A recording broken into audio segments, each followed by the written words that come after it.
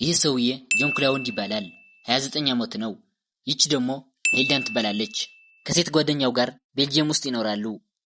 እነዚህ ሁለት ሰዎች በጣም አጭበርባሪ ሰዎች ናቸው።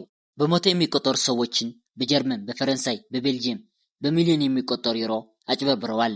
ነገር ግን ይህ ለነሱ በቂ አይደለም። ምንም ያህል ገንዘብ ማጭበርበር ቢያስፈልጋቸው አሁንም ተጨማሪ ገንዘብ ይፈልጋሉ። በ1996 አንድ ቀን በጣም እንግዳ የሆነ ማጭበርበር አመጡ። ያገለገሉ የአውሮፕላን ክፍሎች ለመግዛት ያስባሉ። የውሸት የንግድ እቅድ ወጥመድ ማለት ነው። ስለዚህ በኋላ ላይ ከፍተኛ ትርፍ ለማግኘት እንደገና ለመሸጥ እና ይህንን ስራ ለመስራት የመጀመሪያ ካፒታል ያስፈልጋቸዋል። ይህም ማለት አንዳንድ ባለሀብቶች ለመታለል ይጠቅማቸዋል። እና ይህ ሰው ማርከስ ይባላል። ማርከስ ደግሞ የብሪታንያ ስራ ፈጣሪ ነው። ሊያገኙት የሚችሉት ደግሞ በዚህ መንገድ ነው። ማርከስ የአውሮፕላን ክፍል ንግድ ገንዘብ ለማግኘት እንደ አጋጣሚ አድርጎ ይቆጥረዋል። ከዚያም ዣን ክላውድ አነጋገረው። በመጨረሻም 500,000 ዩሮ ይሰጠዋል። ዣን ክላውድ ዋው ጓደኛዬ፣ በጣም አመሰግናለሁ። ውለታ ምላሽ አድርገኝ። የአውሮፕላን ዕቃዎች በቅርቡ ዝግጁ ይሆናሉ ይለዋል። ያው አጭበርባሪ ሰው ሁሌም እንደቀባጠረ ነው። ከዚያም የተወሰነ ጊዜ ያልፋል።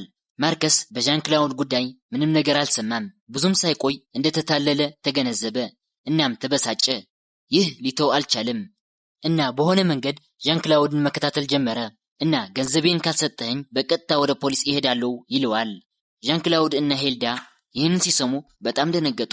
ምክንያቱም ማርከስ ከከሰሳቸው ብዙ ያልተወሩ ወንጀሎች አላቸው። ስለዚህ ይህንን ችግር ለመፍታት በጣም ጥሩ መንገድ ማርከስን ለዘላለም ማስወገድ ወሰኑ።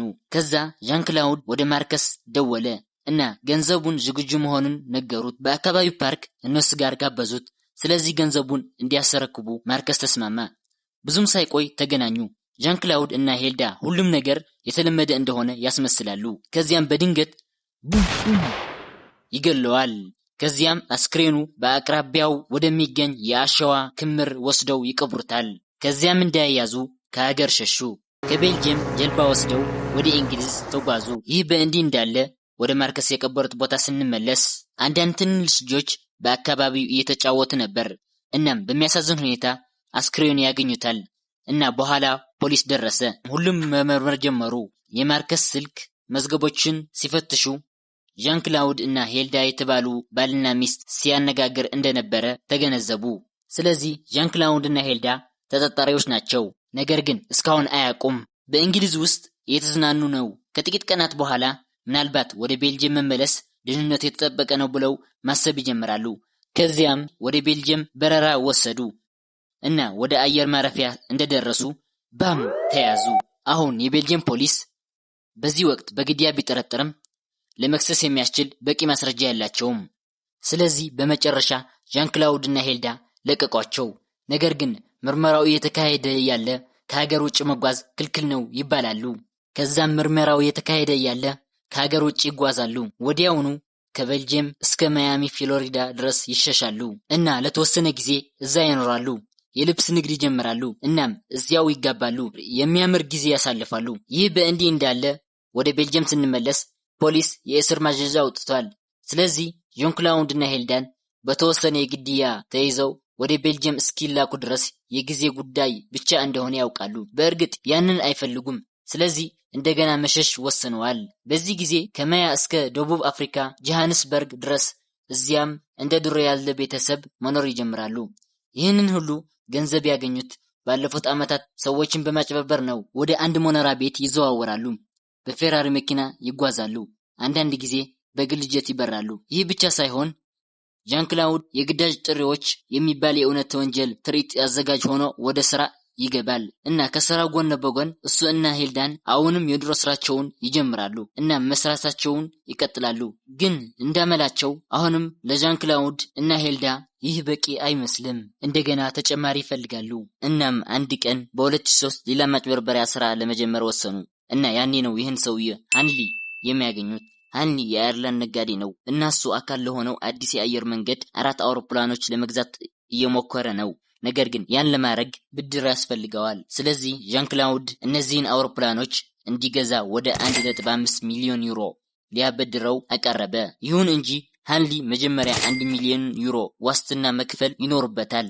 ይህን ማጭበርበር እንዴት እንደሚሰራ አልገባኝም፣ ግን ታውቃላችሁ ያደረጉትን። እናም ሄኔሊ እንደሌሎች ነው እና ከሚሊዮን ዩሮ በላይ ይልካል። በእርግጥ ጆን ክላውድ እና ሄልዳ ገንዘቡን ይዘው ጠፉ። ሄኔሊ እንደተጨበረበረ እስኪገነዘብ ድረስ ብዙ ጊዜ አልፈጀበትም። በቀጥታ ወደ ፖሊስ ይሄዳል። ከዛም በ2007 የደቡብ አፍሪካ ፖሊሶች ጃን ክላውድን መፈለግ ጀመረ። እናም በመጨረሻም ባም ያዙት፣ ወደ እስር ቤት ጣሉት። አሁን ሄልዳ ከሃንሊ ጋር ንግድ እየሰራች አይደለም፣ ስለዚህ አልተያዘችም። በዚህ ጊዜ ፈርታለች፣ ምክንያቱም በዚህ እስር ጃን ክላውድ ወደ ቤልጅየም ተላልፈው ሊወስዱት እንደሚችሉት ታውቃለች። እዚያ በግድያ ይፈልጋሉ እና ያ እንዲሆን አትፈቅድም። ያኔ ነው እንደ ፖሊስ ሆና ለመታየት ሌሎች መኮንኖች ጃን ክላውድ ከእስር ቤት እንዲለቁ ለማድረግ እብድ እቅድ ያመጣችው። ይህ በጣም እብድ ሐሳብ ነው፣ ግን የምታደርገው ወድ አይደለም። እናም አንድ ቀን ፖሊስ ሆና ትታያለች። እንደ ፖሊስ ለብሳ ወደ አካባቢው እስር ቤት ገባች። እናም እነዚህ የተጭበረበሩ ሰነዶች ከዳኛ እንደመጡ የሚናገሩ ይዛለች። ጃን ክላውድ ለጥያቄ ወደ ሌላ ቦታ መውሰድ እንዳለባት ነገረቻቸው። እዚያ የሚሰራ ምስኪን ጸሐፊ ሙሉ በሙሉ አታለለችው። ሄሊ እና ጃን ክላውድ ማንም ሰው ምንም ሳይጠራጠር ከእስር ቤቱ ወጡ። እናም አሁን በይፋ ስደተኛ ስለሆኑ በአገሪቱ ውስጥ መቆየት አይችሉም። እናም ከደቡብ አፍሪካ እስከ ብራዚል ሸሹ። ግን ብራዚል ብዙም አልቆዩም። በመጨረሻም ከዛ ሸሽተው ወደ አይቮሪ ኮስት ይመለሳሉ።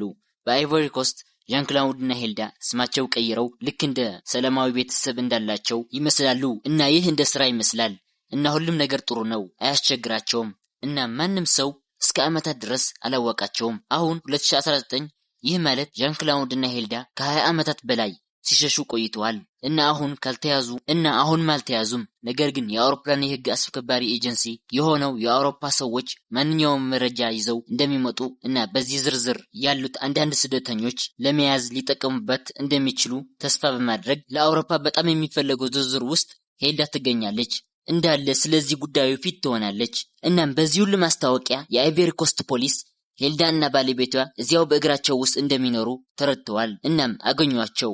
ባም ጃን ክላውድን አሰሩት።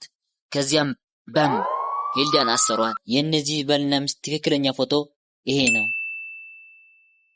በመጨረሻም ወደ ቤልጅየም ተላልፈው እዚያ ሁለቱም ጥፋተኛ ሆነው ተፈርዶባቸዋል። እሱ የዕድሜ ልክ እስራት ተፈርዶበታል፣ እሷም ልክ እንደዛው።